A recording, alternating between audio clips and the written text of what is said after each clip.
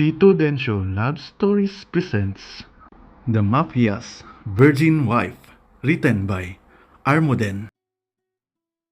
O ano, Letty anak? Nakuha mo na ba ang result ng medical mo? Tanong ng mama ni Letty mula sa cellphone. Hindi pa na Hinihintay ko na lang dito sa hospital.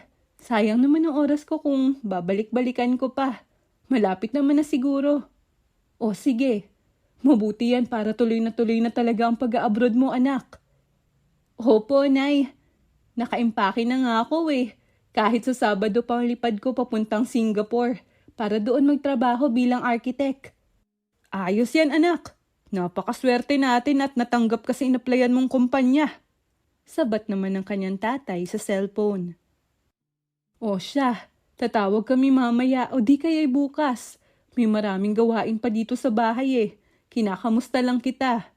Mag-iingat ka dyan anak. Dagdag pa ng mama niya. Opo, Nay. Kayo din po. Mag-iingat kayo sa pagtitinda sa palengke, ha? Nagpaalam na ang mag-iina sa isa't isa. Napansin naman ni Letty ang isang babae na umupo sa tabi niya. Naka-pink na jacket ito, samantalang si Letty ay nakasuot ng maganda pero simple na blouse na kulay pink din. Hi, ako si Lexi. Pagpapakilala nito. Hello, ako naman po si Letty. Sagot niya na may ngiti sa labi. Maganda si Lexi, maputi ito at makinis pero kapansin-pansin ang pamumutla nito. Naghihintay ka rin ng results? Tanong ni Letty. Hindi. May appointment ako sa doktor. May inaasikaso pa doon na pasyente Sabi nito, kaya tumango na lamang si Letty. Pwede magtanong? Medyo naguguluhan pa kasi ako Kapag may naroon ba ang first line ng pregnancy test ay positive ang ibig sabihin nun? Muling saad ng babae. Opo. Kapag yung second line naman ay negative. Bakit? Buntis ka? Tanong naman ni Letty, dahilan para mas mamutla ang babae at dali-daling umalis. Napaisip naman si Letty na kung buntis nga ang babae ay mukhang mas natatakot pa ito kaysa magsaya. Sa edad niyang 26 years old ay nais na din niyang magkaanak habang bata pa pero mukhang hindi mangyayari yon dahil wala naman siyang karelasyon. Masyadong focus sa pag-aaral at trabaho ito. Ang kailangan ko lang gawin ay kumita ng pera para matulungan sina mama. Lalo't nag-iisa akong anak at walang ibang mag-aalaga sa kanila. May sakit pa naman si tatay. Paano na lang kung lumala yun? Kung magkakaanak man ako ngayon, siguro hindi rin ako magiging masaya. Sa panahon ngayon, mahirap na ang magkaanak Kailangan ready ka talaga. Parang baliw na kinakausap ni Letty ang sarili. Hello, ikaw ba Letty? Biglang sulpot ng isang lalaki sa harap niya. Chinito at medyo chubby din ito at maliit ang height. Mukhang bulol din magsalita pero maputi naman ang kutis niya. Opo. Bakit po? Tanong niya. Hindi daw pwede umatrat na utapan. Medyo hindi pa maintindihan ni Letty ang sinabi nito ay may biglang nagturok na ng siringe sa leeg ng dalaga at nawalan ito ng malay. Ipinasok si Letty sa isang VIP room at naroon ng isang OB-GYN. Nagsagawa ito ng maraming test kay Letty at isa na roon ay ang malaman kung fertile ba ang dalaga. Nang makumpirma ay may kinuha itong isang vial na mayroong sperm cells. Inilagay ito sa isang dropper at isinilid sa pagkababae ng dalaga nang walang malay. Ibinalik naman ito ang suot ng dalaga na parang walang nangyari. Magandang araw, boss. Natapos ng proseso. Normal ang lahat. Simula pagkagising niya, ay kailangan na mamonitor ang kalagayan niya para makumpirma kung magbubunga ba ang ginawa nating proseso. Sabi ng doktor sa telepono. Maraming salamat, Violet. Nakasalalay sa proseso na yan ang kinabukasan ng organisasyon. Gustong umatras ng mga Mendez. Pero nakapagbayad na tayo sa pamilya nila. Kaya dapat ay tumupad sila sa usapan. Saad ng isang lalaki mula sa telepono. Ah, kaya pala narito si Rocky. Napakaingay niya dito, boss. Madaldal kahit bulol. Sinamaan naman ng tingin ni Rocky ang bagong pasok pa lang sa silid na si Violet. Tinitiraan mo na naman ako tabot natin, Violet, ha? Reklamo ni Rocky. Tumahimik ka at bantayan mong babaeng yan. Aba, bumili ka pa ng fruit salad, ha? Sabi ni Violet nang mapansin ang dalang pagkain ni Rocky na ngayon ay nakaupo na sa couch. Gusto mo? Bumili ka ng tayo. Sabi pa ni Rocky sabay tawa. Yun na yan. Nahiya naman ako sa taba mo. Pasalamat ka isa kang Volturi at hindi kita mabugbog. May pasyente ako kaya iiwan na kita rito. Sabi naman ni Violet. Tawagan mo ti Damian. Tabihin mo. Puntahan ako rito. Pahabol na tugon ni Rocky kay Violet bago ito lumabas sa silid. Habang busy sa pagkain si Rocky, ay medyo nawawala na ang bisa ng pampatulog na itinuro kay Letty, kaya unti-unti na siyang nagkakaroon ng malay. Maya-maya ay dumating na rin si Damian, ang right-hand man ng mafia boss nila na tinatawag ding mafioso ng karamihan. Tumingin ito sa babae na nakahiga at kumunot ang noo. Tinitigan niya itong mabuti at napagtanto nito na hindi ito ang babae na anak ng mga Mendez. Oh, Damian! Nandyan ka na pala! Aray! Napasigaw si Rocky dahil sa ginawang pagbatok sa kanya ni Damian. Sino ang babaeng yan, Rocky? May bahid na galit sa mukha ni Damian kaya medyo natakot si Rocky. Letty daw ang pangalan niya. Naka-pink, maputi at maganda. Hindi ba yan ang tabi mo? Letty? Tinanong mo siya at sumagot naman siya? Oo, at oo, sabi ni Rocky na may pagtango pa. Binatukan ulit siya ni Damian. Hindi yun, Letty! Lexi yun! Sabi ni Damian na ikinairap ni Rocky. Oh, Letty nga! Napasapos sa noo si Damian dahil bulol nga pala ito. Kaya ang pagbanggit nito sa salitang Lexi ay Letty. Hindi siya si Lexi! Sabi ni Damian na ikinatigil ni Rocky. Ha? Bakit tabi niya siya si Letty? Oo nga, dahil baka siya si Letty, pero hindi siya si Lexi. Ha? Naguguluhan na saad ni Rocky. Tatawagan ko si Jake, paiimbestigahan ko muna. Lagot tayo kay boss nito. Naisagawa pa naman na ni Violet ang proseso. Kaya kung sino man ang babaeng yan, ay dapat siyang sumunod sa kasunduan na hindi naman siya ang pumirma. Mahabang sabi ni Damian at lumabas ito upang tumawag. Kinakabahan naman na sumunod si Rocky. Ilang sandali pa ay nagising na si Letty. Kumunot ang noo niya nang matagpuan ang sarili sa isang silid. Dali-dali na kinuha niya ang bag na nasa gilid at lumabas ng room. VIP? Basa ni Letty sa may pinto. Bakit napunta ako sa VIP room? Bulong niya sa sarili. Sa hindi kalayuan ay nakita niya naman yung mataba na maliit ang height at pinapagalitan ng isang doktor na babae at isa pang nakatalikod na lalaki. Umalis na lamang si Letty doon para kunin ang medical results niya dahil nagugutom na rin siya. Pauwi na sana siya at naroon sa parking lot nang may nakabangga siyang lalaki. Binabasa niya kasi yung medical results at so far, normal naman ang lahat. Tatanga-tanga kasi! Narinig niyang bulong ng lalaki. Napatingin siya rito. Matangkad, maputi at gwapo pero wala namang respeto. Ikaw ang tanga! Nakikita mo naman na may binabasa ako Bumangga ka pa rin? Kasalanan mo rin yun. Isisisi mo pa sa akin? Sus! Nako! Napipiko na saad ni Letty. Kumunot naman ang noo ng lalaki. Hindi naman ikaw sinasabihan ko na tanga. Kalmadong sabi nito. Aba! So binabawi mo na ngayon? Tayo lang naman na nandito.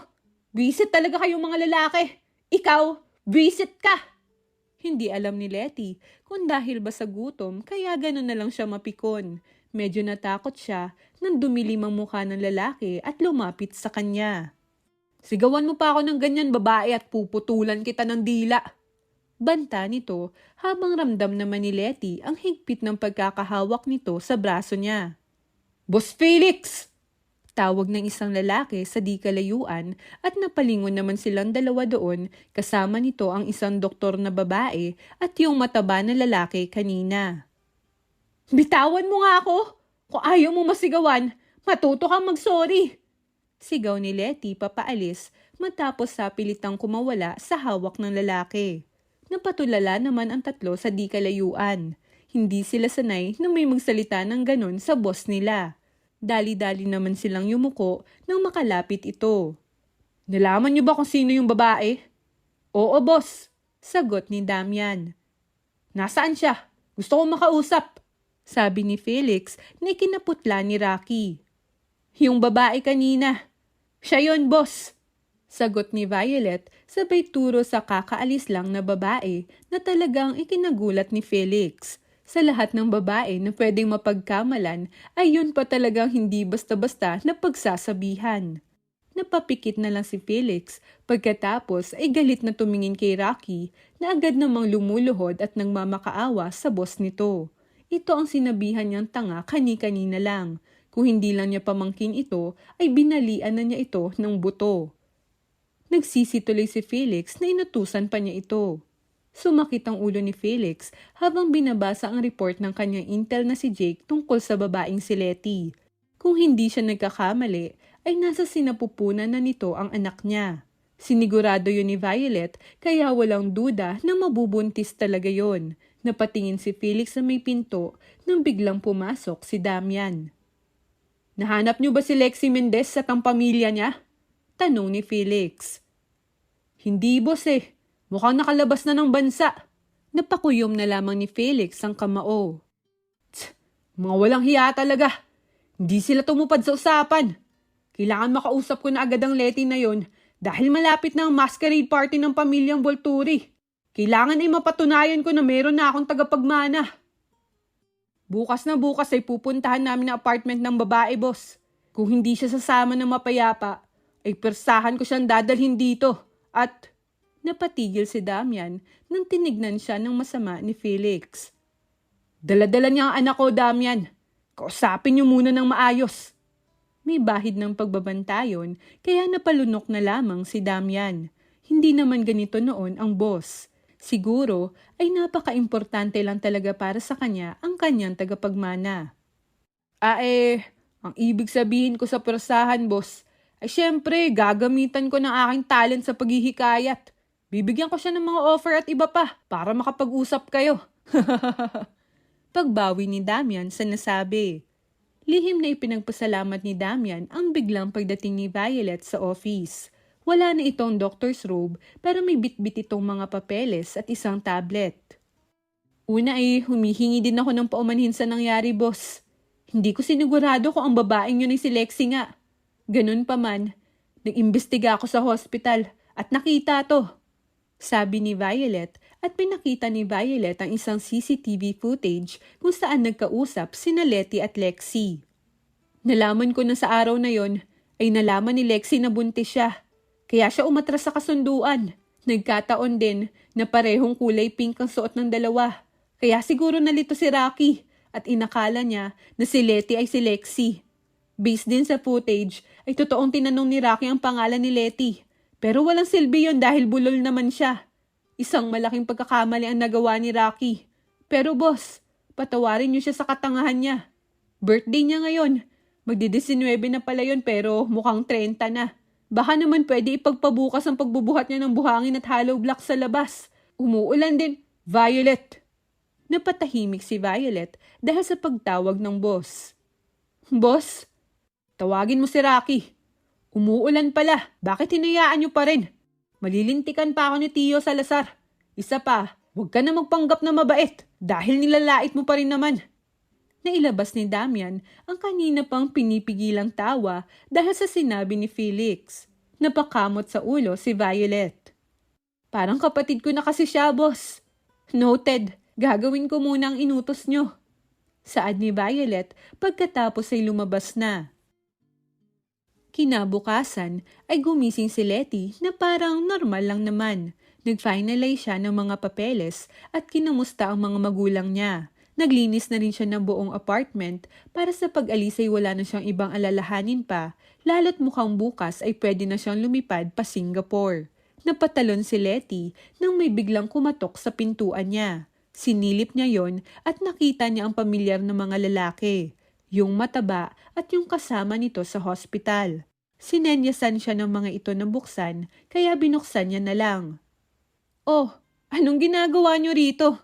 Sino ba kayo? Teka nga, ikaw na mataba ka. Bakit alam mo yung pangalan ko noong nasa hospital ako?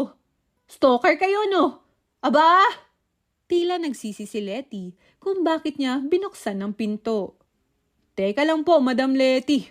Hayaan niyo kami magpakilala at magpaliwanag," sabi naman ni Damian habang tumatango lang si Rocky dahil yon ang inutos sa kanya ni Damian. Dapat huwag na itong magsalita dahil lalong sasakit ang utak niya paano ipapaliwanag sa dalaga ang lahat. May pagkamainitin pa naman ang ulo nito. "Madam Letty?" Kunot noong sabi pa ni Letty na ikinahilaw ng ngiti naman ng dalawa at nagkatinginan pa ang mga ito. "Ano pong gusto niyong tawag namin sa inyo?" tanong ni Damian. "Letty na lang." Hindi po pwede yun." "Bakit naman? Hindi naman ako hasyendera." "Senyora Letty? Lady Letty? Pwede rin naman." Napatigil si Damian nang sinamaan siya nito ng tingin. Bumuntong hininga ang babae at sinabing, "Madam Letty na nga lang. Masyado naman kayong magalang. Pasok kayo," sabi ni Letty na sinunod naman ng dalawa. Pinaupo nito ang dalawa sa may sofa at kumuha naman ng malamig na tubig at baso pagkatapos ay inilagay sa may table at umupo na rin sa harap ng dalawa. Ako po si Damian at ito naman po si Rocky," pagpapakilala ni Damian. Tumango lang si Letty at naghihintay ng iba pang sasabihin ng dalawa. Naaalala niyo po si Ma'am Lexi? Sa hospital, nagkausap kayo," tanong ni Damian. Si Lexi. Oo, bakit?" "Naalala niyo din po ba si Boss Felix?" tanong ulit ni Damian na ikinakunot ng noo ni Letty. "Felix? Yung mayabang na lalaki? Boss niyo nga pala yun? Bakit? Siya ba ang ama ng anak ni Lexi?" Napanganga ang dalawa dahil sa sinabi ni Letty. "Ay nako, gago pala talaga yung boss niyo, no? Kaya sigurong mukhang malungkot yun si Lexi dahil ba hindi siya pananagutan ng boss niyo?" Patuloy na sabi ni Letty. Pinagpapawisan na si Damian dahil sa maling akala ng babaeng to. "Hindi po si boss ang ama sa binubuntis ni Ma'am Lexi." "Ha? O di sino? Ikaw?" Napailing naman agad si Damian. "Ikaw po, ang binubuntis niyo po ngayon, ang anak ng boss namin," sabi naman ni Damian. "Ha? Hindi akong bumuntis kay Lexi, uy. Ang ibig ko pong sabihin ay hindi namin alam sino ama sa dinadala ni Ma'am Lexi. Siguro ay yung nobyo niya. Pero alam namin na ang boss po namin ang ama ng binubuntis po ninyo ngayon." Napakunot naman ang noo ni Letty na tila pinoproseso pa ang narinig. "Ha? Nagkakamali ka dyan, Damian. Never ko nakilala ang mayabang mong boss. At hindi ako buntis." Sabi ni Letty sabay tawa. Ganito po kasi yan. Si Lexi po at si boss ay may kasunduan. At, teka nga, bakit mo ba sinasabi sa akin ng mga ito? Wala naman akong kinalaman dito ah. Nabigla naman si Letty nang biglang hinampas ni Damian ang maliit na kahoy na lamesa gamit ang kamay nito. Halos mahulog ang baso at pitsil doon. "Makinig ka muna po. Pwede, madam?" Pinipilit nitong kumalma habang napipikon naman na tumingin si Letty rito. Ang kapal naman ng mukha ng lalaki to na hampasin ng table niya sa sariling pamamahay niya. "Sorry po, Madam Letty. Hindi na mauulit. Makinig na po muna kayo. Alam ko mahirap paniwalaan ng mga maririnig nyo. Pero baka ibuntis po kayo dahil pinaglagyan po namin kayo ng sperm doon sa may VIP room. Inakala ni Rocky na ikaw si Ma'am Lexi. Kaya, teka, ano daw? Sperm? Pinalagay niyo sa akin? Paano? Si Violet po, yung babaeng doktor ang nagsagawa ng lahat. Hindi po kami, madam. Wala kaming alam paano niya ginawa. Pero alam namin na nilagyan niya kayo ng sperm cells sa ano? Saang ano? Injection ba? Sa kifi ko ba? Teka lang. Magtatanong ako kay Violet. Natataranta naman na pinipindot ni Damian ang cellphone. Ilang sandali ay nagsalita ito. Hindi po injection. At sa ano po nilagay? Vagina po ninyo. Napaubo naman ng tubig si Rocky sa may gilid at bumulong kay Damian. Bakit ka nauutal? Bulong ni Rocky na binatukan naman ni Damian. Di ba sabi ko manahimik ka na lang? Bulong ni Damian pabalik. Tumikhim at umayos ito ng upo at nagpatuloy na nagsalita. Napagkamalan po kayong si Ma'am Lexi at imbis na siya po ang lalagyan, ay kayo po ang nalagyan dahil may plano palang takasan ni Ma'am Lexi ang naging kasunduan nila ni boss nang malaman nito na buntis pala siya. Napaisip naman si Letty. Kung totoo ang mga sinabi mo, anong kasunduan yun? Ang mabigyan ng anak si Boss Felix, kapalit ang malaking pera upang isalba ang negosyo ng pamilya nito sa pagkakalubog sa utang. Yan po ang pinakasimpleng salita. Ang ibig mong sabihin ay, imbis na si Lexi, ay ako ang napagkamalan? Ganun na nga, madam. Sagot ni Damian. Bakit? Hindi niyo ba siya kilala? Ang layo ng itsura namin. Kilala ko po dahil nakita ko na siya noong nagkasundo sila ni boss. Pero itong si Rocky ay hindi. Napatingin naman si Letty kay Rocky. Hoy, ikaw! Bakit hindi mo siniguro? Nagtanong po ako ng pangalan nyo at sumang-ayon kayo kaya sininyasan ko na ang tauhan na turukan kayo ng pampatulog. Pasensya na po. Oh, ako nga si Letty. Kaya tumango ako noong nagtanong ka. Bulol po kasi siya sa letrang S at X. Kaya siguro ang dinig nyo ay Letty. Kahit ang ibig sabihin niya ay Lexi. Dagdag pa ni Damian. Hindi makapaniwalang natawa si Letty dahil sa naririnig. At sinasabi niyo ako ngayon ng buntis sa halip na si Lexi. At ang boss niyo ang ama? Nasaan siya? Bakit kayong pinapunta niya rito? Alam niyo, sinasayang niyo lang ang oras niyo dahil hindi naman ako buntis. Wala akong nararamdaman na kahit anong senyales. Kaya kung may nilagay man sa akin, ako ang unang makakaalam na buntis ako. Sabihin niyo na lang sa boss niyo na baka baog naman talaga siya at walang sperm cells. Hindi ako buntis. Makakaalis na kayo. Inihatid na ni Letty ang dalawa sa labas ng kanyang apartment kahit may gusto pang sabihin si Damian. Mga baliw talaga. Ako buntis?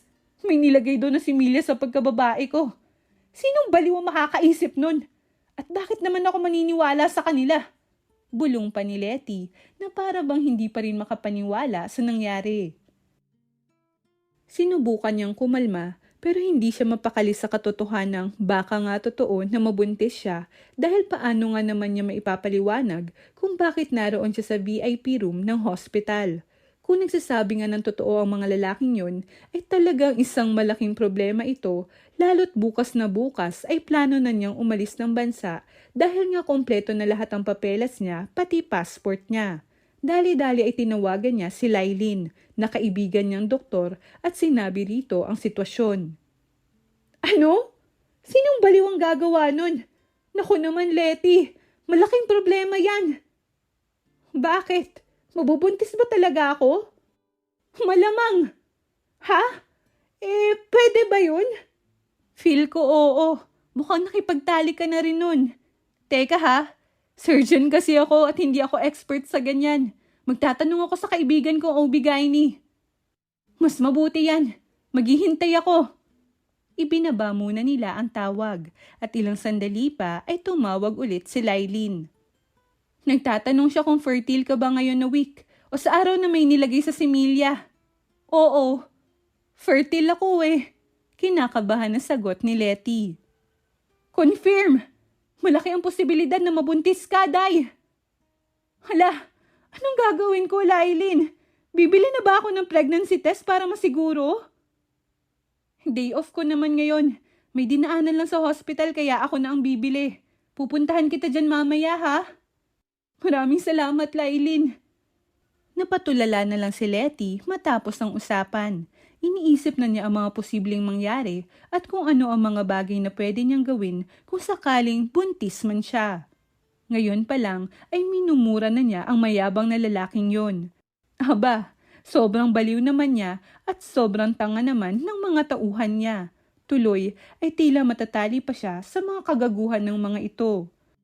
Matapos ang halos kalahating oras ay dumating na si Lailin, dala ang 5 pregnancy test. Kumain muna sila habang nag-uusap sa kumpletong detalye kung bakit nagkaganon. Matapos ay ginamit na niya ang pregnancy test.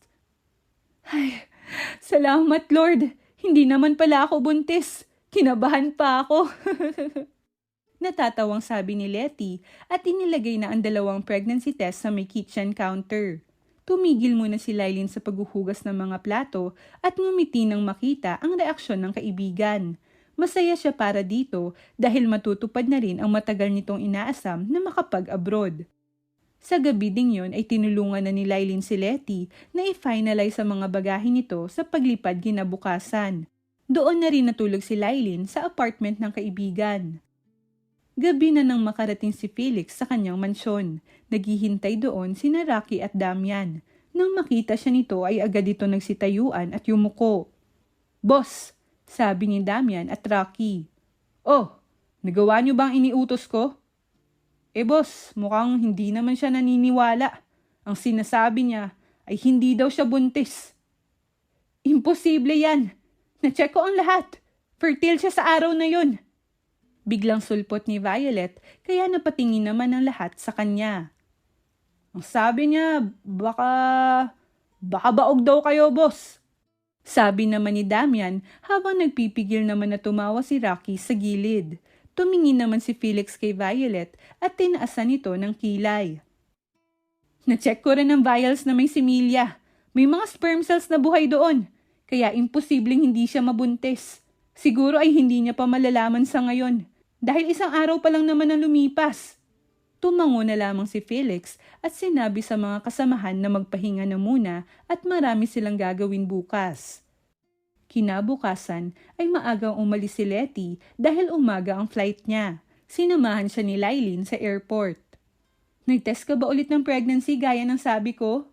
Sayang naman yung 3 na hindi nagamit. Tanong ni Lailin. Oo, nag-test ulit ako ng 2 beses. Pareho lang naman ang resulta noong kagabi. Sagot naman ni Letty pagkatapos ay ngumiti. O sige, 8:00 pa naman ang lipad mo. Tinulungan lang talaga kita sa pagdala ng mga gamit mo. May duty ako ngayon eh. Mag-iingat ka girl ha? Sabi pa ni Lailin at nagpaalam.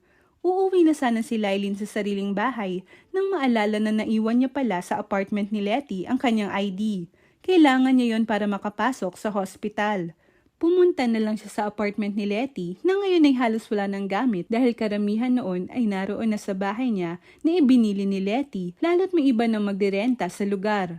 Nakita niya ang ID sa may kitchen counter pagkatapos ay nag-vibrate naman ang cellphone niya at tumatawag si Letty. Lailin, nakauwi ka na ba? Nandito ako sa apartment mo. Naiwan ko kasi ang ID ko. Sakto! Pakidispose naman ng mga pregnancy test sa may halaman dyan sa counter. Nagmamadali kasi ako kanina eh. Nakalimutan ko. Tinignan naman ni Lailin at naroon nga. Napatulala siya sa nakita. Ang mga pregnancy test kasi, ang lahat ng yon ay positive. Ano, nakita mo ba? Tanong pa ni Letty sa may cellphone. Tanga ka ba? O bobo ka lang talaga? Tanong ni Lailin sa kaibigan. Ha? Bakit? Positive lahat ng mga ito. Nagkamali ka ng akala. Ibig sabihin ay buntis ka. Ano bang sinasabi mo? 1 linya lang naman ang result sa lahat ng test. Oo nga. 2 linya ito. Kaya positive ang ibig sabihin nun. Buti sana kung first line ang naroon. Natahimik naman si Letty. Ilang minuto pa itong hindi nagsalita. Letty, nandyan ka pa ba? Sa kabilang dako naman ay halos lumipad ang kaluluwa ni Letty nang makita sa Google na tama nga si Lailyn. Ibig sabihin nun ay buntis siya. Mali pala ang pagkakaintindi niya. Malapit nang mag-alas 8, tuloy ay nagdadalawang isip siya kung tutuloy pa ba siya sa abroad dahil sa nalaman. Sinasabi ko na nga ba at tatakas kang babae ka? Biglang sabi ng lalaki. Paglingon ni Letty ay si Felix yun. Binaba niya ang tawag at hinarap ito. Tatakas? Maghinay-hinay ka sa sinasabi mo, gago ka! Nagiinit siya sa galit dahil kasalanan lahat ito ng lalaki. Hindi naman nakalampas sa mga mata ni Letty ang gulat sa mga mata ni Felix dahil sa pagsigaw niya. Tila natakot din niya ang mga kasamahan nito. Mag-usap tayo. Lumapit ito sa kanya at hinawakan siya sa braso na agad naman niyang iwinaksi. Huwag mo nga akong hawakan! Naiirita siya sa lalaki. Galit siya pero kailangan niyang kumalma. Buntis ka? Tanong ng binata. Hindi agad siya nakapagsalita. Gusto niyang itago na buntis siya dahil sa galit niya sa lalaking ito. Hindi! Sinungaling! Sabi nito na para bang sigurado ito na buntis siya pero nagtanong pa rin. Doon nawala ang pagtitimpi niya. Sinusubok talaga siya ng lalaking to. Bakit ka pa nagtanong alam mo naman pala? Bakit nagsinungaling ka? Aalis ka? Itatakas mo ang anak ko? Oo, bakit? Hindi na naman deserve ang isang gago na ama katulad mo. Sagot ni Letty at nakita niya ang bahid ng sakit sa mga mata ng binata. Huwag kang aalis. Hindi pwede. Anak ko pa rin ang dinadala mo. Kaya may karapatan ako. Karapatan? Buisit na yan. Hindi ko naman ginusto to ah. Paano ang karapatan ko? Naluluha na sambit ni Letty. Alam mo ba kung bakit nandito ako ha? Kasi may trabaho ako naghihintay abroad. Pangarap ko yun. Tapos ngayon, wala na. Dahil sa pesteng kagagawan mo. Kagagawan yung lahat. Tapos ngayon, karapatan mo lang iniisip mo. Tuloy-tuloy ang bagsak ng mga luha ni Letty. Sinusuntok niya sa dibdibang lalaki at tinanggap naman ito. Ilang oras na umiiyak doon si Letty. Pinagtatapon ng mga bagahe niya at nagwawala doon. Nadatnan niyo ni Lailyn. Naaawa siya sa kaibigan niya. Nakita niya roon ang isang lalaki at mga kasama nito. Isa na roon ang kaibigang doktor na si Violet mula sa ibang hospital. Nagkausap sila ni Violet at doon naliwanagan si Lailyn. Aksidente ang nangyari. Hindi nila sinasadya na si Letty ang sasalo nito. Nakatulog si Letty sa mga braso ni Felix. Walang imikang lalaki hanggang sa madala nila si Letty sa mansyon nito. Nang magising ito ay galit pa rin sa tuwing maaalala na buntis siya at matutulog ulit dahil ayaw nitong makipag-usap. Ni hindi ito kumain buong araw na ikinabahala ng lahat lalo na si Felix. Kailangan niyang kumain kaya kahit ayaw niya ay dalhan niyo pa rin. Si Manang ikaw na ang bahala kung ano ang lulutuin. Bilin ni Felix kay Damian at Rocky. Masusunod, boss. Sagot ni Damian at sabay silang yumuko sa papaalis na si Felix. Bakit aalit tibot? Taan siya pupunta? Biglang tanong ni Rocky. Sa Citadel. Aasikasuhin siguro ang bagong dating ng mga armas. Sagot naman ni Damian. Ilang oras din ang biyahe ni Felix papuntang Citadel, ang kanyang malawak na warehouse. Halos lahat ng produkto niya mula sa kanyang factory sa ibang bansa ay naroon. Napatingin siya sa kanyang cellphone. May tumatawag. Jake, napatawag ka? Tanong ni Felix. Buenos dias, mafioso. May mga langgam na nakapasok sa Citadel. Plano nilang bombahin ang warehouse mo. Sagot ni Jake, ang intel ng Volturi Mafia na pinamumunuan ni Felix. Mga walang hiya. Tignan na lang natin kung makakalabas pa sila ng buhay. Sagot ni Felix sabay ngiti. Narinig naman yung humalakak ang Meksikanong kaibigan. Pinaharurot ni Felix ang kotse at nadatnan ng warehouse na pinapalibutan ng helicopter na may mga tubig na pinapatay ang nagsisimula na apoy. Alerto talaga ang kanyang mga tao, lalo't si Jake ang mag-uutos. Malamang ay sinabihan nito ang organisasyon na natupok na ang Citadel kahit hindi pa naman nagsisimula ang apoy. Nakita ni Felix sa mga nanloob sa kanyang teritoryo na nakikipagbarilan sa kanyang mga gwardya. Kinuha niya ang earpiece na nakakonekta kay Jake at sa ibang kasamahan. Jake, patayin mo ang ilaw sa loob ng warehouse. Ilak lahat ng entrance at exit, lalo na ang underground. Utos ni Felix kay Jake. Masusunod mafioso, pero may paparating na bagong problema. Ano yun, Jake? Pagkasabi pa lang ni Felix ay may narinig siyang sumabog. May mga tangke sila mafioso, halos 10 at handang tumira ng kanilang mga kanyon sa inyong kinaroroonan. Nagulat si Felix sa sinabi ni Jake. Oh may gulay! Huwag kang mag-alala, boss. Papunta na kami. Di naman sila nagsabi na may giyera pala. Biglang sabat ni Violet kasama ang 10 na motor riders na may dalang mga granada. Eksperto naglalaro ang mga motor riders sa harap ng mga kanyon at isa-isang hinulugan ng granada ang dulo ng kanyon dahilan para sumabog ang mga ito bago pa man makapagpaputok. Sa loob ay isa-isa namang pinagpuputulan ni Felix ng kamay ang mga nanloob sa warehouse. Dumanak ang dugo at ang mga sigaw ng mga kalaban ang namutawi sa loob ng warehouse. Wala siyang pinalampas ni isa. Lahat ay pinutulan niya ng kamay upang hindi na makapaghawak pa ng baril. Nakikita kita sa CCTV, boss. Akala ko ba walang makakalabas na buhay? Biglang sabi ni Jake sa earpiece at tumawa. Violet, agapan niyo ang lahat ng mga duguan. Pati na ang mga buwisit na yan. Utos ni Felix kay Violet. Masusunod, boss. Masyadong marami to. 10 lang ang dala kong riders at doctors At granada lang dala namin. Sagot naman ni Violet. Huwag na mag-alala. Naroon sa helicopter. Nagpadala na ako kay Naberto. Alam ko kasi na hindi kayang pumatay ng ating mafioso.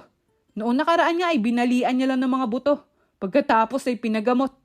Sabi pa ni Jake sabay halakhak. May mga pamilya ang mga yan. Rason naman ni Felix. Ikaw na yata ang pinakamabuting mafioso kaibigan. Pero pinakamarahas din. Hindi ko mababasa ang iniisip mo kahit kailan. Pero madaling basahin ang puso ng isang bulturi. Dagdag pa ni Jake. Sino sa mga kalaban natin ang gumagawa nito? Tanong na lamang ni Felix. Ang mga Rivera ang mortal na kaaway ng mga bulturi. Nasa kamay nila ang pamilya Mendez. Dahil nabuntis daw ng isa sa mga Rivera ang unika iha ng mga Mendez na si Lexi. Mukhang naghiganti ang mga ito sa pagbawi mo ng pera na ibinigay mo sa pamilyang Mendez. Base sa kasunduan, kaya bumagsak na naman ngayon ang mga Mendez at sinalon ng mga Rivera dahil sa bata na binubuntis ni Lexi. Sambit ni Jake. Sila ang lumapit sa akin dahil bumagsak ang kanilang negosyo. Ang kasunduan ni kasunduan. Hindi yung tinupad ng mga Mendez. Kaya kinuha ko lang ang dapat na sa akin.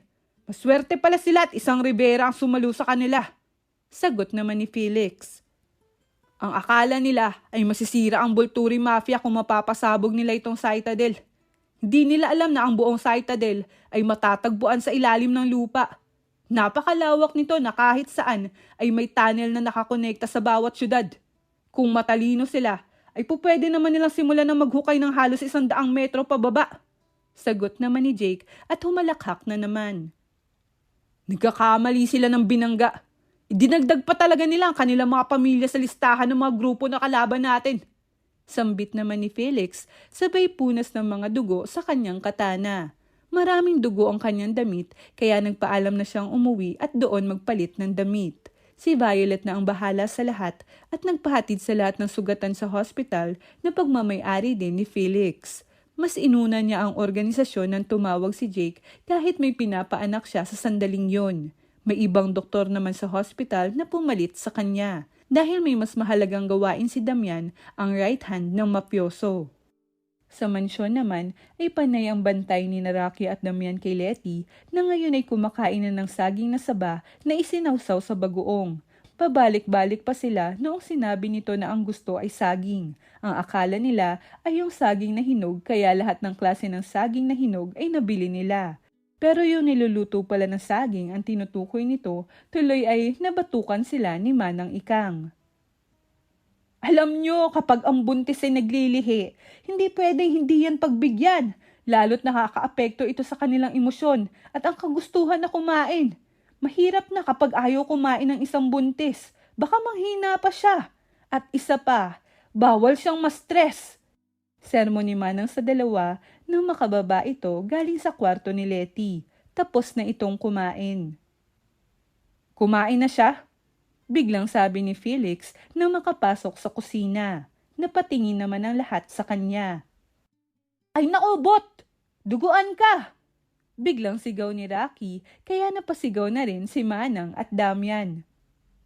Hindi yan nasusugatan. Masyadong magaling si Senyor para umuwing sugatan. Kalmadong sambit ni Manang. Napangiti naman si Felix. Anong nangyari, boss? Tanong ni Damian. May sumugod sa Citadel. Nagawa na namin ng solusyon. Bakit hindi niyo sinabi sa akin, boss? Tanong naman ni Damian. Ano bang utos ko sa'yo? Sagot ni Felix sabay inom ng tubig. Protektahan si Madam Letty. Mahinang sabi ni Damian. Oh, di kung sinabi ko sa'yo, hindi mo mapoprotektahan ng mag-ina ko. Ikaw ang inatasan ko rito dahil may tiwala ako sa'yo, Damian. Huwag mo na ulit questionin ang desisyon ko. Sabi nito, sabay subo ng saging na nasa mesa. Sinong baliw naman ang kakain ng saging kasama ang bagoong? Reklamo ni Felix. Si Madam Letty po. Yan lang ang kinain niya buong araw. Tsaka guyabano na isinawsaw sa asin na tubig. Nakangiwing sagot ni Damian. Namimilog ang matang tumingin si Felix kay Manang at napailing-iling na lang siya nang tumango rin ito. Tulog na ba siya? Tanong ni Felix. Mukhang natutulog na yon ngayon, boss. Sagot naman ni Damian. Tumango lang si Felix at umalis na sa kusina. Plano niyang doon maligo sa banyo ng kanyang silid kung saan naroon din si Letty. Naroon din naman ang mga damit niya. Hindi kasi siya komportable kung sa ibang silid patulugin ng babae dahil mas ligtas siya kung sa silid niya ito. Sa loob ng silid ay katatapos lang mag-usap ni Letty at ng mga magulang niya sa cellphone. Sinabi niyang hindi siya natuloy sa abroad at ipinangako na ipapaliwanag din nito ang dahilan sa susunod na mga araw. Napanatag naman ang mga magulang ni Letty dahil sa wakas ay sumagot na ang anak sa mga tawag nila at ligtas naman pala ito. Napatingin si Letty sa may pinto nang biglang bumukas ito. Pumasok mula roon si Felix. Nagulat siya nang makitang duguan ito. Anong nangyari? Bakit maraming dugo? Diyos ko!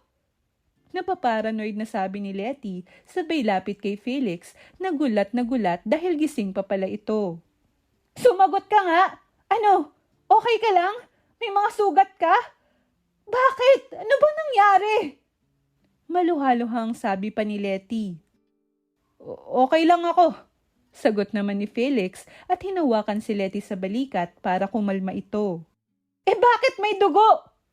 Napabuntong hininga si Felix dahil hindi niya alam kung paano ipapaliwanag ang lahat kay Letty. Huwag ka na umiyak. Sasabihin ko mamaya ang nangyari. Sagot nito. Sino hindi iiyak? Paano kung mawala ng amang anak ko? Gago ka talaga. Mag-isa ko siyang bubuhayin. Hindi ko nga alam ang buong pangalan mo. Paano ko ipapaliwanag yun sa anak natin kung wala ka na? Buisit ka talaga. Aligagang sabi nito at napangiti naman si Felix. Akala ko ba'y galit ka? Dito nga kita dinala sa bahay ko dahil natatakot ako na baka ipalaglag mong bata. Sagot nito. Sino may sabing ipapalaglag ko? Hindi ko kaya yon. Hindi ako sang-ayon sa abortion. Wala namang kasalanan tong bata eh. Nabigla lang ako sa panahon na yon. Anak ko rin to. Hindi ko kayang pumatay ng anak. Bakit kang umingiti dyan? Gusto mo masuntok? Sagot ni Letty. Bigla ay niyakap siya ng binata. Maliligo muna ako. Mag-usap tayo mamaya ha. Sabi nito at tumingin sa damit niyang nalagyan ng kaunting mantsa ng dugo dahil sa pagyakap nito. Nag-alala pa itong hinawakan yun. Magpapalit na lang din ako ng damit. Nandyan naman ang mga bagahe ko. At isa pa, may sasabihin din ako sa'yo. Marami tayong pag-uusapan. Ipapakulong kita kapag nalaman ko may pinatay ka. Sagot ni Letty at tumalikod na upang kumuha ng panibagong damit. Namimilog ang mata na tinignan ni Felix ang likod ng babae at iniisip kung ano-ano ang pag-uusapan nila. Pumasok na ito sa banyo at naligo. Naguguluhan man kung bakit duguan ng lalaki, ay nilibang na lang ni Letty ang sarili sa paglilibot sa silid. Malaki ito, sumisigaw ng karangyaan ang bawat parte. Napakalinis din ng silid at may library sa may gilid. Mayroong balcony, nakitang-kita ang malawak na kalupaan na kahit gabi ay magandang pagmasdan dahil maraming ilaw at dahil na rin sa liwanag ng buwan. Isarado mo muna yan. Malalim na ang gabi at delikado dyan. Biglang sabi ni Felix, kaya lumingon siya rito. Tuwalya lang ang yumayapos mula sa may bewang ng lalaki. Kitang-kita ni Letty ang mga naghihilom na sugat sa katawan nito. Mga marka ng malalaking sugat na hindi lubos maisip ni Letty kung gaano yun kasakit. Napansin naman ni Felix ang paglakbay ng paningin ng babae, kaya tumalikod ito at mas lalong nagpagulat sa mukha ni Letty. Napakaraming marka ng sugat doon na ang sa tingin niya ay mula sa latigo na matinik. Hirap na lumunok si Letty sa nakita. Siguro ay napakasakit nun at nainda yon ng lalaki. Tuloy ay na-curious siya kung sino talaga to. Magbibihis muna ako, sabi nito sabay pindot sa isang dingding at biglang lumubog ang kabuuan nito at nagsisilbing pinto para makapasok sa walk-in closet. Namamangha na tinignan yon ni Letty. In fairness, may secret door pala rito. Parang sa mga palabas lang. Bulong ni Letty sa sarili. Nilibot niya ang paningin sa kabuuan ng silid dahil baka meron pa mga secret door. Napansin niya ang isang square button sa may king-size bed. Pinindot niya yon. Biglang gumalaw ang kama pataas at bumungad sa ilalim nito ang napakaraming armas. Napatalon siya nang biglang magsalita si Felix sa likod niya. Bakit mo pinindot yun? Nakikialam kasi, sabi nito na mukhang galit. Akala ko kasi may secret room na naman eh. Ang cool mo pala. May mga armas ka. In fairness, mahal pa naman magpalisensya ngayon ng armas. Manghang sabi pa ni Letty kay Felix. Napakunot na lamang ang noo nito. Bakit alam mo? Tanong nito kay Letty. May baril din ako. Nandyan sa bagahe. Isa nga lang. Lisensyado yan. For self-protection. Marami kasing gago sa panahon ngayon. Sabi pa nito na ikinamangha ni Felix. So, marunong ka gumamit niyan? Hindi ko alam kung paano sa ibang baril. Pero sa pistol ay alam ko. Feeling ko nga ang cool ko eh. Mahilig talaga ako sa mga action movies. Bukod sa architecture, ay sobrang obsessed ako sa mga action movies. Lalo na yung may mga mafia. Nako, gustong gusto ko talaga yun. Kaya noong muntik ako ma-rape, ay nagpalisensya ako ng baril. Saan mo pala to binili ang mga baril mo? Collection ba to? Ang gaganda naman. Mayroon pang sniper oh. Siguro, mahal na magpalisensya nito no? Tila kumikisla pa mga mata ni Letty habang sinasabi ang mga bagay na yon. Hindi yan lisensyado. At ano? Muntik ka ng ma-rape? Diretsyong sabi ni Felix. Ha?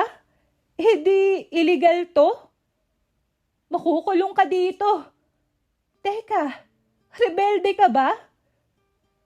Diyos ko naman, Santa Maria. Anong mundo ang gusto mong ilahad sa anak mo? Gagawin mo din ba siyang rebelde? Napaparanoid na naman na saad ni Letty at iniiwasan na sagutin ang nakaraan niya. Pinindot ulit ni Felix ang button para bumalik sa dating posisyon ng kama. Hindi ako rebelde. Isa ako sa gumagawa ng mga armas. Gumagawa ng mga bagong model. May buong factory ako para doon sa halos 10 bansa. Isa sa mga bumibili sa akin ay ang gobyerno mismo. Dahil may business permit naman ako. Binibigyan ko pa sila ng discount dahil may lahing Pilipino ako. Hindi nila ako kinukunan ng tax at lisensya sa mga armas ko. Kaya hindi siya lisensyado. Pero hindi ko din masasabing ilegal. Paliwanag ni Felix kay Letty. Yan ang negosyo mo? Tanong nito. Oo. At minsan sa negosyong ganito, may makakalaban ka talaga. Lalo na ang mga sindikato. Dagdag pa nito. Gusto nilang ambushin ang mga armas mo, ganun? So, anong ginagawa mo pag may sumugod sa'yo ng mga sindikato? Pinapatay mo? Gaya kanina. Kaya ba, duguan ka? Natahimik si Felix dahil doon. Masama akong tao. Hindi ako pumapatay. Pero marami na ako nasira na pamilya. Sagot nito na umiiwas ng tingin. Siguro naman may rason ka. May pinoprotektahan ka. Kaya nagawa mo ang mga yon. At isa pa, marami kang mga sugat. Ibig sabihin ay marahas din na napagdaanan mo. Kaya hindi kita masisisi. Sabi naman ni Letty. Hindi lubos akalain ni Felix na gano'n ang matatanggap niyang salita mula sa babae. Pinatay nila ang mga magulang ko. Maraming sindikato at mga negosyante ang humahabol sa akin. Kaya nang alukin ako ng aking tiyo Miguel, kapatid ng papa ko na maging leader ng mafia, ay tinanggap ko agad. Ang pamilya namin ay may malalim na koneksyon na sa mafia noon pa na tinago ng mga magulang ko dahil ayaw nila sa magulong buhay. Kaya pala bata pa lang ako ay nagkaroon ako ng interes sa mga armas at gumawa ng sariling negosyo. Isa akong mafia. Ako ang boss ng Volturi Mafia. Pagpapatuloy pa ni Felix, napasinghap si Letty dahil doon. Totoo pala talaga, no? Akala ko ay palabas lang yan. Kumikislap na naman ang mga mata nito. Seryoso ka ba? Tanong ni Felix. Ha? Bakit? Namanghalang ako. Akala ko nga hindi totoo ang mga mafia. Hindi ka ba natatakot na baka patayin kita dito pagkatapos mong mailuwalang anak ko? Ay nako, subukan mo lang. Mumultuhin talaga kita. At isa pa, bakit mo naman ako papatayin? Wala naman akong kasalanan. Hindi rin ako isang malaking banta sa negosyo mo. Binibigyan pa nga kita ng tagapagmana eh. Sabi pa nito. May punto ka naman. Sabi mo, hindi ka pa pumatay. Kaya kampante ako. Tipid ng ngiti ni Letty. Oo, hindi ako pumapatay. Pero pinuputulan ko sila ng kamay at binte. Nawala ang ngiti ni Letty dahil doon. Ano palang gusto mong sabihin? Tanong ni Felix. Kailangan ko umuwi sa probinsya. Bakit? Ayaw mo ba dito? Paano kung makita ka ng mga kalaban? Gusto mo bang mamatay? Idadamay mo pa ang anak ko. Makinig ka nga muna. Natahimik naman si Felix dahil mukhang nagalit niya si Letty. Masyado ka kasing matalino eh. Pinapangunahan mo ako. O sige na. Pinapakinggan ka na dyan eh. Huwag ka na magalit. Malumanay na sabi nito at sinasabi sa isip na bawal ma-stress ang isang buntis gaya ng sabi ni Manang. Ang mga magulang ko, kailangan nila malaman to. Anong gusto mo? Itatago ko na may anak ako? Hindi pwedeng kukunin mo ang bata dahil lang anak mo siya at kayang-kaya mong kunin sa akin ng ganun-ganun lang. Anak ko rin to. Karapatan kong maalagaan siya at makilala niya ang lolo't lola niya. Aba, hindi mo naman siguro iniisip na masolo ang anak natin, di ba? Tandaan mo ito, Felix. Kahit mafia ka, ipaglalaban ko ang karapatan ko sa anak ko. Kinuha niyo na nga sa akin ang pangarap kong makapag-abroad eh. Sinira niyo na nga ang buhay ko. Tapos, nagdedeliryong sabi ni Letty na para bang alam niya ang posibleng desisyon ni Felix. Okay na, Letty. Sumasang-ayon na ako. Sasamahan kita sa probinsya. Ipapaliwanag ko sa mga magulang mo. Masyadong malalim na ang gabi. Magpahinga ka muna. Hindi ko sosolohin ang anak natin, okay? Matulog ka na. Mahinahong sabi ni Felix, kitang-kita sa mga mata nito na nagigilty dahil sa pagkasira ng buhay ni Letty. Ayaw niyang marinig yun dahil parang nasasaktan din siya. Plano naman talaga niyang kunin ang bata dahil ang akala niya ay walang pakialam si Letty dito. Oras na mailuwal nito ang bata ay tutulungan niyang ipagpatuloy nito ang pangarap pero hindi niya inakala na gugustuhin pala nitong makasama ang anak kaya nagbago na ang desisyon niya. Iniwan na ni Felix si Letty sa silid nang masiguro na nakalak na lahat ng bintana at sliding door sa may balcony. Nakita niya si Damian na naghihintay sa pinto ng katabing silid. Anong plano, boss? Malapit na ang pagtitipon na gaganapin dito sa mansyon. May plano na ako, pero may lakad kami ni Letty bukas. Gusto niyang pumunta ng probinsya. Nagkausap na pala kayo. Mabuti naman. Anong gagawin sa probinsya? Saang probinsya ba? Para masigurado ko kaagad ang kaligtasan nyo. Tanungin mo na lang si Letty. Alam niya ang buong detalye. Hindi ko natanong kanina. Hayaan muna natin magpahinga. Sabi ni Felix. Ngumiti naman si Damian sa kanya nang nakakaloko. Bakit? Tanong ni Felix kay Damian. Bakit parang may nakikita ako sa mata mo, boss? Parang kumikislap eh. At isa pa, parang ang gaan mo kausap ngayon. Parang hindi ka napagod ah. Nabigla naman si Felix dahil sa sinabi ni Damian. Binatukan niya ito at nakangiti na pumasok sa silid na katabi sa tinutulugan ni Letty. Sa gabing yon ay walang ibang laman ng utak ni Felix kundi ang kinabukasan ng mag-ina niya. Hindi siya nakatulog ng maayos dahil doon. Kinaumagahan ay maagang nagising si Letty. Naligo na siya pagkatapos ay lumabas sa silid. Ito ang unang pagkakataon na lalabas siya at makikita ang kabuuan ng mansyon. Bilang isang architect ay humanga si Letty sa napakadetalyado na disenyo ng mansyon nito na makikita lamang sa Europa. Mayroon ding mga sikat na paintings doon na sa tingin niya ay replika, gayon pa man ay mukhang orihinal. Nakaagaw din ng atensyon niya ang malaking painting ng Volturi sa Mora Familia na nakaukit sa kahoy at nilagyan ng gold ink ang nakasulat doon.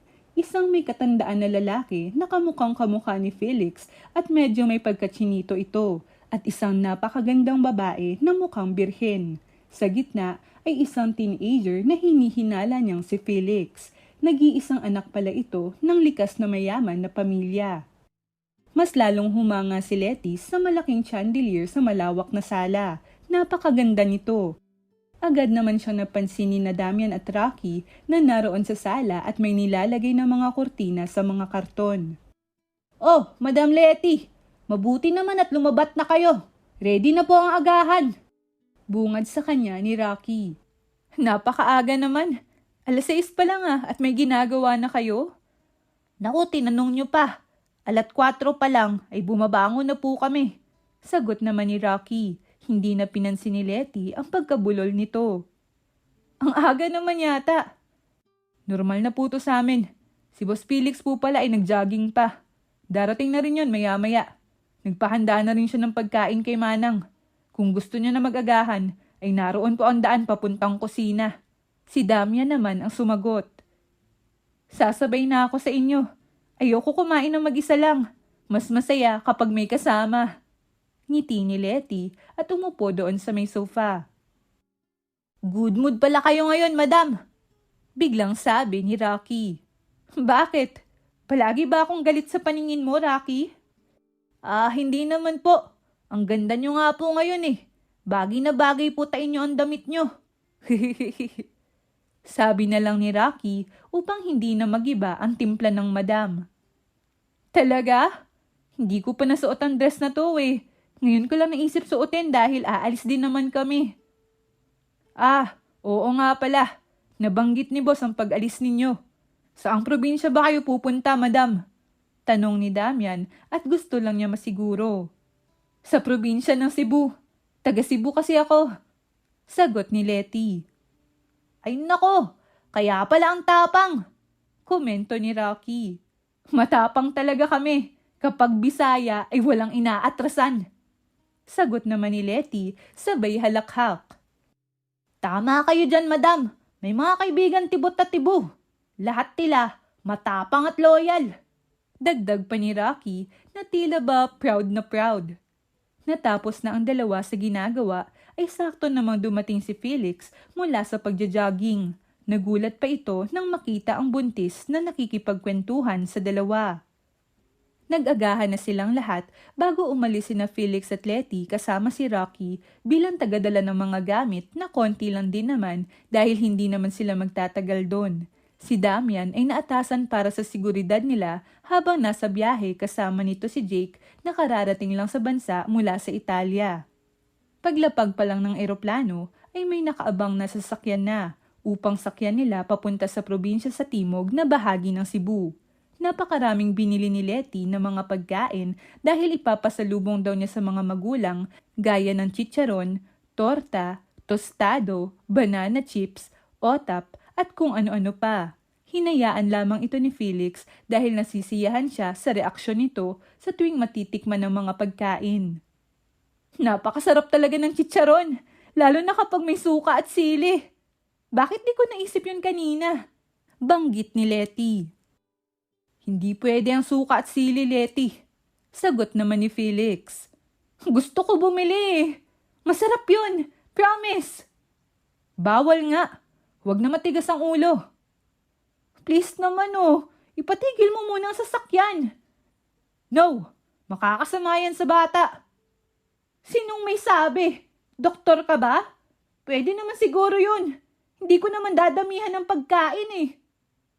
Hindi pwede. Pagmamatigas ni Felix. Bakit ba ako humihingi ng permiso sa'yo? Tawagan mo si Violet.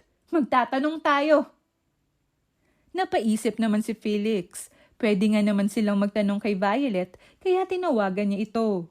Oh, bakit boss? Anong problema? Pwede bang vinegar at sili sa buntis? Ha? Kay Madam Letty ba? Pwede naman. Base sa nakaraang test ko sa kanya, ay normal naman lahat sa kanya. At hindi magbibigay ng komplikasyon ng pagkain na may suka at sili. Siguraduhin lang na marami siyang maiinom na tubig. Sagot ni Violet at nang bumaling ang tingin ni Felix kay Letty ay lumawak na ang ngiti nito. Napabuntong hininga naman si Felix at nagpaalam na kay Violet. Inutusan nito si Rocky na bumili ng suka na may sili. Malawak naman ang ngiti ang naroon sa mga labi ng buntis dahil napagbigyan na naman siya ng lalaki. Umiwas ng tingin si Felix dahil tila mas lalong gumanda ang babae habang tumatagal na magkasama sila. Siguro ay dahil sa pagbubuntis nito. Salamat ha, dahil pinagbibigyan mo ko. Biglang sabi ni Letty, sabay pulupot nito ng kamay sa braso niya na parang niyayakap siya nito. Humilig pa ito sa balikat niya, kaya napalunok na lamang si Felix. Walang babae na nakalapit sa kanya ng ganoon, ilang taon na ang lumipas kaya hindi siya sanay. Isa pa, hindi naman ganito ang babae dati. Minsan nga ay grabe naman ito magalit sa kanya, na hindi na nga niya maintindihan dahil wala naman siyang nagawang mali. Minsan ay makinig ka rin sa akin. Gusto ko lang naman naligtas kayo ng bata eh. Sagot ni Felix. Okay boss. Saad naman ito sabay saludo habang tinatanaw ang papalapit na si Rocky. Pagkatapos ay ilang oras pa ang lumipas bago makarating sa bahay ng mga magulang ni Letty. Modern mansion ng bahay. Si Letty mismo ang nag-design ng bahay na yon kaya maganda ang structure nito. Napahanga naman si Felix dahil doon. Talagang magaling pala na architect ang babae. Kaya pala galit na galit ito nang makancel ang pangarap niya na magtrabaho abroad. Nag-guilty na naman si Felix dahil doon. Oh anak! Niabot na di ay ka? Kinsa maning imo mga kuyog? Sabi ng ina ni Letty na ang ibig sabihin ay, O anak, nandito ka na pala? Sino itong mga kasama mo? Mamaya na po tayo mag-usap sa loob pa. At magtatagalog na lang po muna kayo para mas magkaintindihan tayo ng mga kasama ko. Sinubukan ni Letty na ipaliwanag ang lahat. Nalaman na nito na buntis siya at si Felix ang ama pero hindi naman ito ginawang big deal kung paano nabuo ang bata. Masyado silang masaya na magkakaapo na sila. Teka Felix iho, kailan ba ang plano niyong magpakasal? Hindi pwedeng hindi mo pakasalan ng anak ko. Sabi naman ng ama ni Letty. Nagkatinginan ang dalawa. Hilaw nang umiti si Letty at nagsalita. Pa, hindi pa namin naisip yon. Wala naman kaming plano na...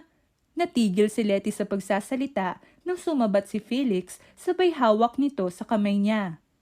Sa mga susunod na buwan po ang plano. Papakasalan ko po ang anak nyo. Halos mahulog ang panga ni Letty sa narinig. Natumba naman si Rocky sa stool na kinauupuan nito. Peste talaga ang lalaking to. Idadamay pa ako sa delikado niyang buhay eh. Bulong ni Letty at hindi alam na narinig yon ng lalaki. Pinipigilan na lang nitong tumawa. Mahal, hindi naman natin kailangang magmadali. Mahinahong sabi pa ni Letty sabay haplos sa kamay ni Felix. Napapatawa si Felix dahil sa kaplastikan nito sa harap ng sarili nitong mga magulang. Ano ka ba, Letty? Mas mabuti nga yung maaga dahil hindi pa masyadong halata ang tiyan mo. Suhestyon naman ng ina ni Letty. Walang nagawa ang babae. Kinagabihan ay nag-usap ang dalawa. Wala naman sa plano ang magpakasal eh. Reklamo nito. Hindi mo ba naisip na baka gusto ng magulang mo na pakasalan kita para maramdaman nila na nasa mabuting kamay na ang kanilang anak? Natahimik si Letty dahil doon. Naisip ko yun. Hindi ko naman nakalain na sasang-ayon ka na ganun na lang. Bakit hindi ako sasang-ayon? Kung sa ganoong paraan ay makakasama ko ang anak ko na hindi ka nawawala sa tabi niya. Ang sabi mo nung nakaraan ay ayaw mo na kunin ang anak natin sa'yo. Kaya kayong dalawa na lang ang kukunin ko. Rason nito, napataas ang kilay ni Letty. Lahat talaga ng desisyon mo ay kalkulado, no? Hindi mo ba naisip na sagrado ang kasal? Hindi naman natin mahal ang isa't isa. Natahimik ang lalaki sa sinabi nito.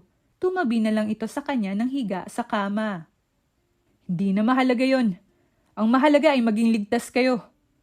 Papayag ka pa rin ba sa kasal? Kung ayaw mo ay pwede namang huwag na lang. Gagawan ko ng paraan. Suhestyon nito. Pumapayag ako. Magiging komplikado lang ang lahat kapag hindi. Napatango si Felix doon. Matalino ang babae. Naiintindihan ka agad nito ang iniisip niya. May kasalanan din naman ako. Sabi nito na ikinakunot ng noo ni Felix. Kanino? Sa akin? Tanong nito at tumango ang babae. At kay Lexi. Oo, nagkamali kayo. At sinisisi kita sa lahat kahit may mali din ako. Kung hindi lang ako tanga at nagkamali ng pagkakaintindi ng pregnancy test, ay hindi mangyayari ang lahat ng to. Anong ibig mo sabihin? Siguro umatras si Lexi kasi sinabi ko na positive na buntis siya nung nagtanong siya. Dahil nalilito siya sa result kahit negative naman pala ang result ng pregnancy test niya. Nagkamali ako. Akala ko talaga positive eh. Hindi ko pa malalaman ng sakto interpretation kung hindi ako sinabihan ni Lailin sa araw na lilipad sana ako pa Singapore. Kaya may kasalanan din ako. Hindi ako dapat nagrereklamo. Ibig sabihin ay hindi naman buntis si Lexi? Tanong ni Felix at tumango naman si Letty. Sorry, mahinang sabi nito. Bumuntong hininga si Felix. Nangyari na eh. Wala na tayong magagawa. Hindi mo yun sinasadya. Matulog ka na. Bawal sa buntis ang hindi natutulog ng maaga. Sabi ni Felix. Ikaw nga ang mukhang walang tulog dyan eh. Matulog ka na din. Maglalatag na ako sa sahig. Sagot nito. Ano? Tabi na lang tayo. Malaki naman tong kama. Sagot ni Letty. Sa iisang kwarto lang kasi sila pinatulog ng mga magulang nito dahil nabuntis na daw at lahat kaya bakit pa matutulog sa magkabilang kwarto. Mukhang hindi naintindihan ng mga ito na hindi naman nabuo ang bata sa paraan na iniisip nila. Okay lang sa'yo? Magiging komportable ka ba? Tanong ng lalaki. Bakit naman hindi? Mas hindi ka makakatulog sa sahig. Ano ka ba? Sagot nito. Hindi naman ako makatulog ng maayos kahit pilitin ko. Bulong nito. Bakit naman? Hindi niya akalain na narinig pala ito ng babae. Tumabi siya rito at nakihati sa malaking kumot. Masyadong maraming iniisip. Responsibilidad at iba pa. Hindi ako makatulog. Baka biglang may sumugod dito. Sagot nito. Nandyan naman sina Damian, hindi ba? Binabantayan tayo. Wala ka bang tiwala sa kanila? Hindi ko lang mapigilan. Baka sa isang iglap ay mawala ka. Mawala kayo ng anak ko. Masyado ka namang mahigpit sa sarili mo. Magpahinga lang ay hirap ka nang gawin. Napabuntong hininga ang lalaki. Naramdaman niya ang pagyakap ng babae sa kanya. Tila ba pinaparamdam nito na okay lang magpahinga. Walang susugod, okay? Nandito lang ako sa tabi mo. Hindi kami mawawala. Mahinahong sabi nito. Lumambot ang puso ni Felix. Bagay na hindi niya dapat nararamdaman. Sa madilim niyang mundo, isang kahinaan ito. ngunit hindi na napigilan ng sarili na yumapos sa bewang ng babae. Kakaibang init ang hatid nito sa kanya, mapayapa, komportable at magaan sa loob ang nararamdaman niya. Kinabukasan ay nagising si Felix sa marahang paghaplos ng kamay ni Letty sa buhok niya. Nakayakap pa rin siya sa bewang nito habang isinusubsob ang muka sa dibdib ng babae. Tumingala siya rito at tumingin sa magandang mukha nitong bagong gising. Bumibilis ang tibok ng puso niya dahil sa sobrang lapit nila. "Maayos ba ang tulog mo?" Bulong nito ng malumanay at marahan naman siyang tumango. "Ayaw mong bumitaw sa akin eh, kaya hinintay kong magising ka. Ang cute mo. Para kang baby na ayaw humiwalay sa nanay. Siguro, ganun din ang magiging anak natin. Ngayon pa lang, ay kinakabahan na ako kung magagampanan ko ba ng maayos ang pagiging ina." Sabi nito. "Sigurado ako magagampanan mo ng maayos yon." Sagot ni Felix. Ngumiti naman ang babae at hinahaplos ang mukha niya. "Ang kapal ng kilay mo at ang ganda ng pilik mata mo. Mas maganda pa sa akin eh. Maganda rin ang kutis mo. May lahi ka bang Koreano?" Tanong nito na ikinatawa ng lalaki. "Japanese ang tatay ko. May lahing Italiano din dahil sa nanay ko. Ang lola ko ay Pilipina na nag-asawa ng Briton, kaya may lahi akong Pinoy." "Ah, kaya pala. Mabuti na lang gwapo ka. Magiging maganda o gwapo din ang anak natin." Biro ng babae na ikinapula ng pisngi ni Felix. "Maganda ka rin naman." Bulong nito. "Nako, nang bola pa. Bumangon na tayo at tutulungan ko si nanay magluto." Gustong manatili ni Felix na ganoon lang sila pero kailangan din niyang bumangon para tawagan ng mga tauhan niya. Hapon ng araw din yon ay napagdesisyonan nilang umuwi na sa mansyon. Papalubog na ang araw at lumapag na ang kanilang pribadong eroplano. Papalapit pa lang sila sa kotse na sasakyan papuntang mansyon ay bigla itong sumabog. Napasigaw si Rocky. Naalerto ang lahat, lalo na si Damian at Jake na nagmumonitor ng security nila sa di kalayuan. Biglang may mga tao na nakapalibot sa kanila. Lahat ay armado, halos 100 ang mga ito. Hindi kayang labanan ni Felix, lalo't dalawa ang kailangan niyang protektahan. Bigla ay natumba ang karamihan sa mga ito. Sa puntong yun ay alam na ni Felix na sina Damian at Jake ang may gawa nun gamit ang sniper. Naalerto si Felix nang nagsimulang pinaputukan sila ng baril ng mga kalaban. Tumakbo sila at nagtago sa mga nakaparadang sasakyan. Masyadong marami ang mga kalaban. Akmang babarilin na sila ng 2 sa mga tauhan na ekspertong inilabas ni Felix ang baril at binaril ang mga ito sa tagiliran dahilan para matumba at makuha nila ang mga armas nito. "Rocky, gamitin mo ang armas na to!" Sabi ni Felix sabay abot ng M16 na armas kay Rocky. "Akin na rin yung baril na isa!"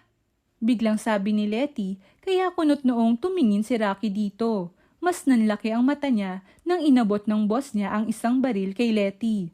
Marunong pala itong gumamit ng baril. Isa-isang inubos nila ang mga kalaban na ngayon ay kakaunti na lang dahil mukhang massacre na ang nangyari dahil sa patuloy na pagtira ng mga sniper na sina Jake at Damian sa di kalayuan. Ang hindi inasahan ng lahat ay mayroon din palang sniper ang mga kalaban at natamaan nito si Letty sa hita. Napasigaw ang babae kaya napalingon si Felix sa Rocky dito. Natamaan din si Rocky sa balikat na ikinatumba nito. Bigla ring nawala ang suporta nila Jake at Damian at mukhang sinugod din sila ng mga kalaban. Nakuha ng mga kalaban si Letty at Rocky at kasabay nito ay ang pagbaril ng isang tao sa 2 binti ni Felix. Wala nang bala ang kanyang baril kaya wala siyang nagawa kundi ang mapaluhod sa sakit. "Hay nako, pinsan! Mukhang natamaan yata kita. Paumanhin at hindi magiging madali ang pagkamatay mo." Biglang sulpot ng isang morenong lalaki. "Draco?" Sambit ni Felix nang makilala ang lalaki. "Ako nga, pinsan. Matagal tayong hindi nagkita. Ang huling pagkikita pa natin ay nung namatay ang papa, ang dating mafioso. Isang malaking pagkakamali ang pagbigay niya ng posisyon na yan sa'yo. Imbis na sa akin." Sagot nito. "Sinasabi ko na nga ba na ikaw ang pumatay sa kanya. Wala kang utang na loob. Anong kailangan mo ngayon? Inaasa mo pa rin ang pagiging mafioso ng mga Volturi? Isa ka namang bastardo. Ampon ka lang ni Tio Miguel. Bastardo? Huh. Sa mata ng mga Volturi ay oo. Ngunit sa mga mata ng mga Rivera ay isa akong tunay na nawawalang ginto. Nabigla si Felix sa sinabi nito. Anong ibig mo sabihin? Isa pala akong Rivera na pinalaki ng dating mafioso ng Volturi. Nakakagulat, hindi ba? Napagtanto kong hindi ko kailangan ng posisyon mo.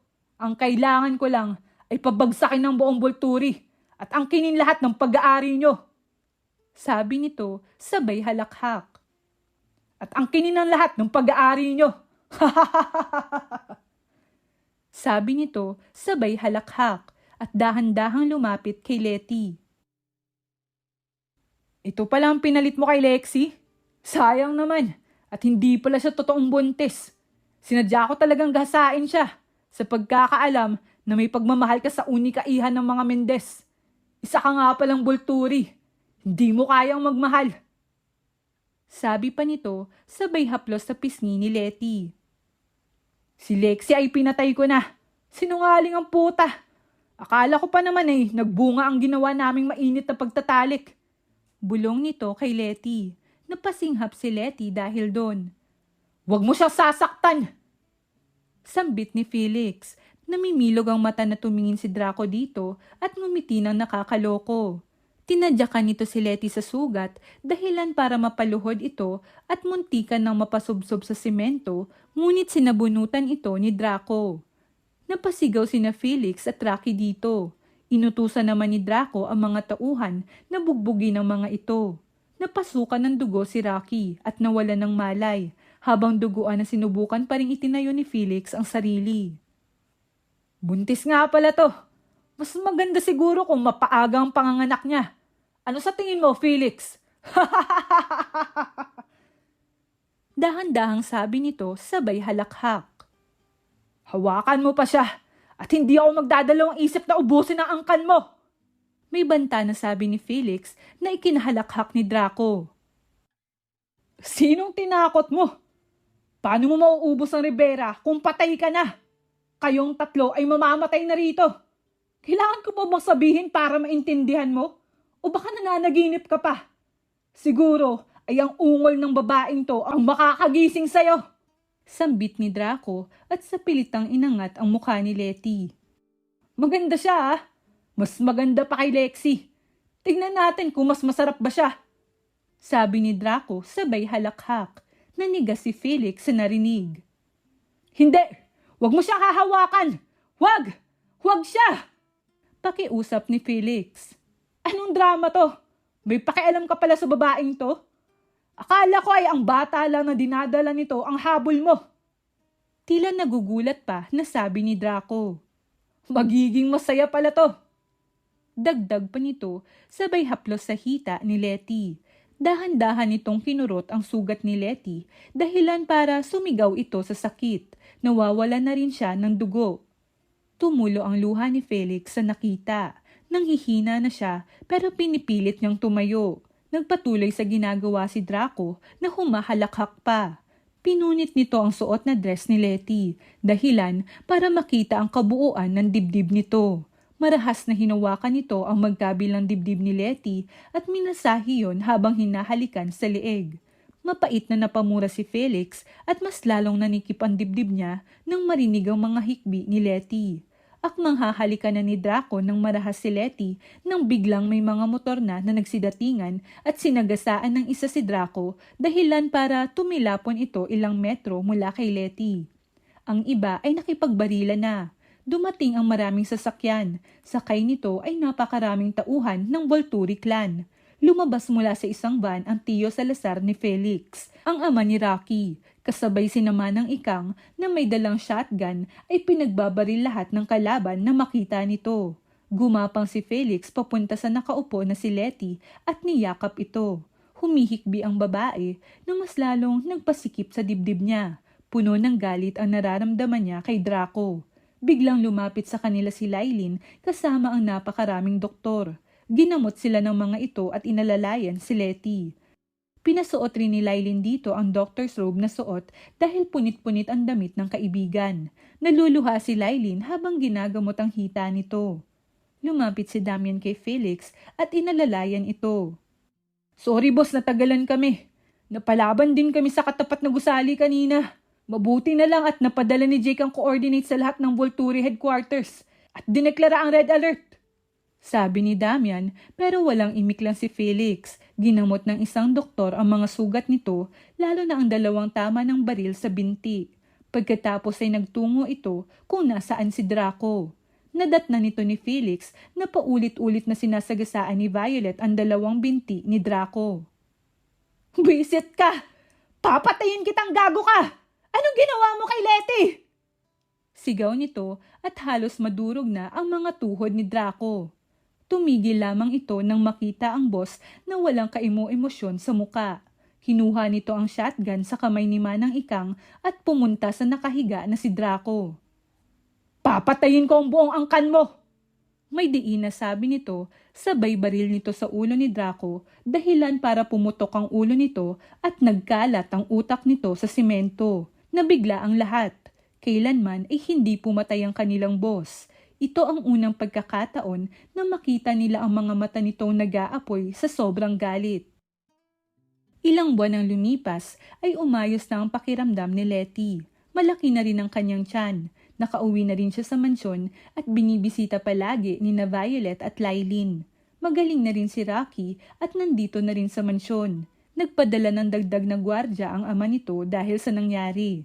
Ilang araw na rin na hindi umuuwi si Felix. Hindi alam ni Letty pero sa tingin niya ay nagalit ito sa kanya nang sigawan niya ito noong nakaraan nang bumisita ito sa hospital. Hindi niya alam pero tila na trauma siya sa ginawa ni Draco. Dati na siyang muntikan ma-rape kaya nabibigla siya kapag niyayakap siya ni Felix. Tuloy ay nagigilty siya ngayon, namimiss na niya ang lalaki. Halos 2 linggo na pero hindi pa rin niya ito nakita. Ang sabi ni Manang ay umuuwi naman ito tuwing gabi pero baka itulog na daw siya kaya palaging hindi niya ito naaabutan. Maputla daw ito at mukhang zombie na. Paniguradong hindi na naman ito nakakatulog. Nang gabing yon ay hindi rin natulog si Letty at plano niyang hintayin ito. Mag-aalauna na ng madaling araw pero wala pa rin ang lalaki. Humiga na lamang siya at ipinikit ang mata. Ilang sandali pa ay naramdaman niya ang marahang pagbukas ng pinto. Hindi siya dumilat at nagpanggap siyang tulog. Si Felix nga ito. Dahan-dahan itong tumabi sa kanya at amoy na amoy ni Letty ang bango nito na hinahanap-hanap niya. Kumusta ka na? Malaki na ang tiyan mo. Miss na kita.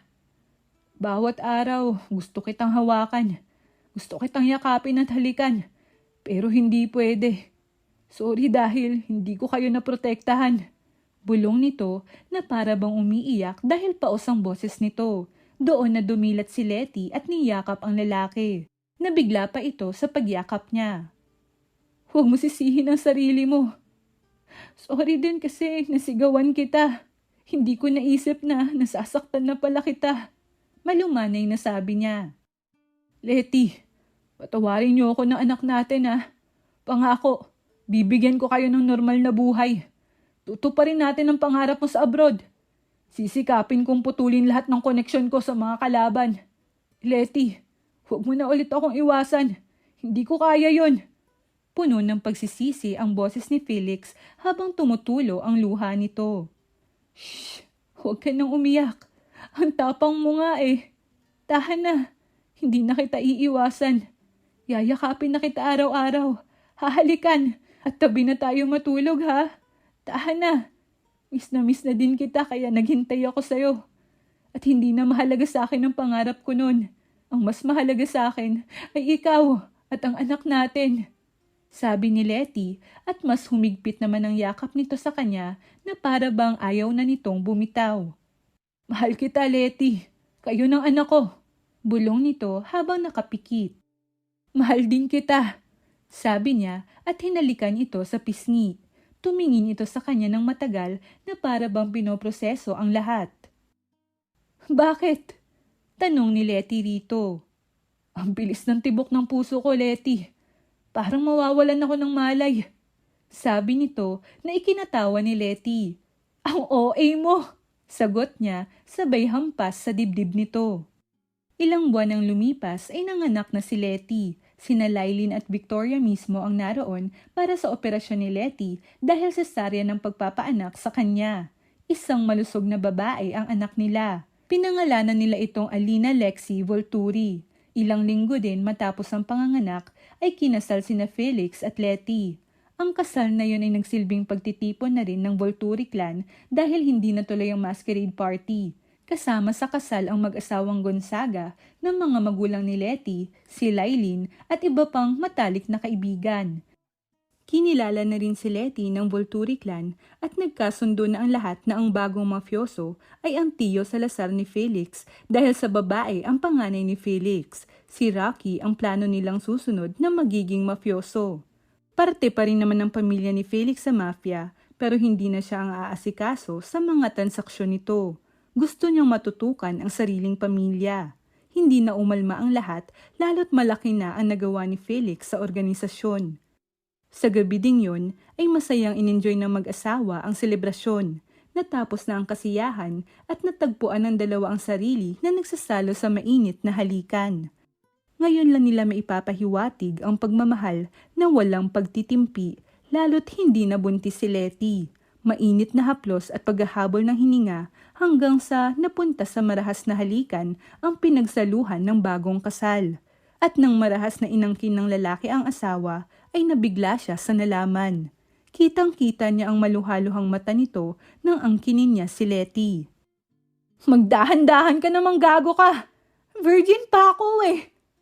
Reklamo nito. Napatigil si Felix sa ginagawa at hinaplos ang mukha ng asawa. Hindi niya inakala na birhen pa ang asawa nang binubuntis nito ang panganay nila. Napangiti siya at malumanay na sinabing, "I'll be gentle, mahal ko." Wakas. At dito nagtatapos ang ating kwentong pinamagatang The Mafia's Virgin Wife. At kung nagustuhan niyo ang aming kwento, kindly leave a like, comment, share, and subscribe for more wonderful stories. Paalam!